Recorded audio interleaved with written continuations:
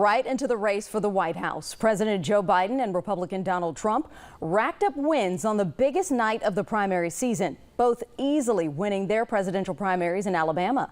Hundreds of delegates were at stake for the biggest haul for either party on a single day.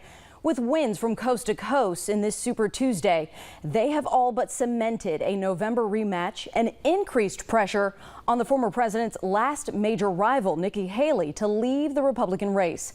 The concern that still lingers for voters, a rematch of Biden-Trump Part 2 in both of their ages. Okay, let's turn to the U.S. House of Representatives, starting with the House District 4 seat. Longtime Republican Congressman Robert Aderholt will get to return to that seat for a 15th term.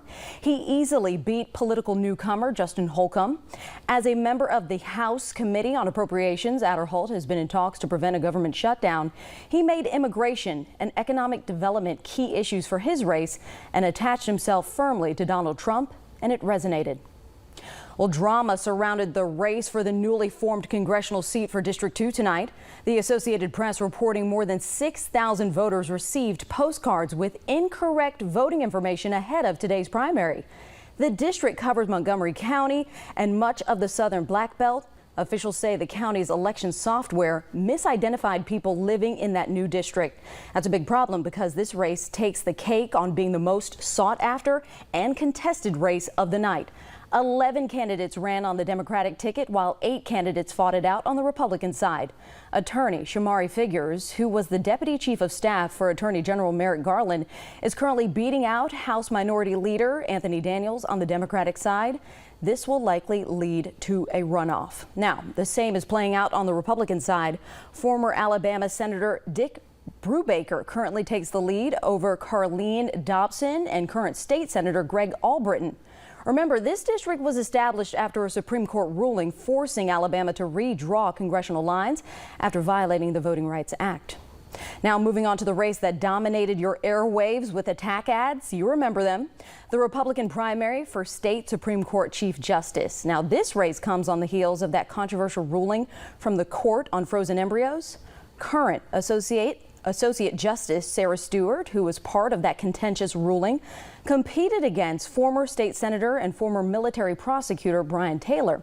Now, Stewart was elected to the Supreme Court in 2018.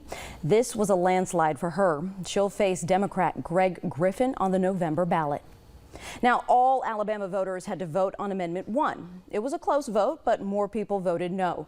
The amendment would have made it easier for state lawmakers to pass local legislation. How it currently works? Until next year's budget is passed, all bills must get 60% of the vote in each legislative body to pass. Now, this amendment would have removed the requirement for local bills, allowing them to pass it with a simple majority vote. Now, let's turn to some of the few local races we've seen across the Tennessee Valley tonight. Let's start in Madison County with the race for the county commission seat for District 3.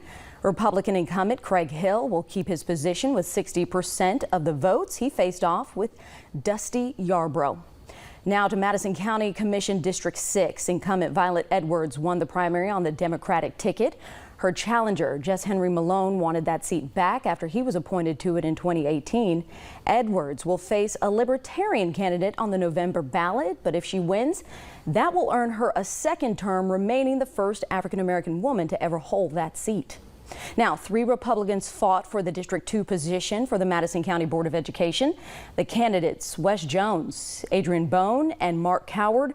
Wes Jones is in the lead with 56% of the votes at this hour. The winner will take the place of current District 2 board member Angie Bates.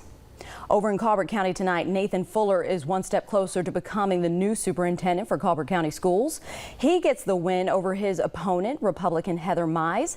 Fuller could take the place of current superintendent Chris Hand, who is stepping down at the end of the year. He will face the Democratic challenger in the general.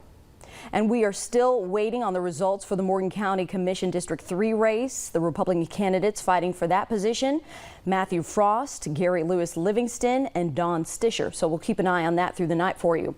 And we're also waiting on the final results for the District 4 seat for the Morgan County Commission seat.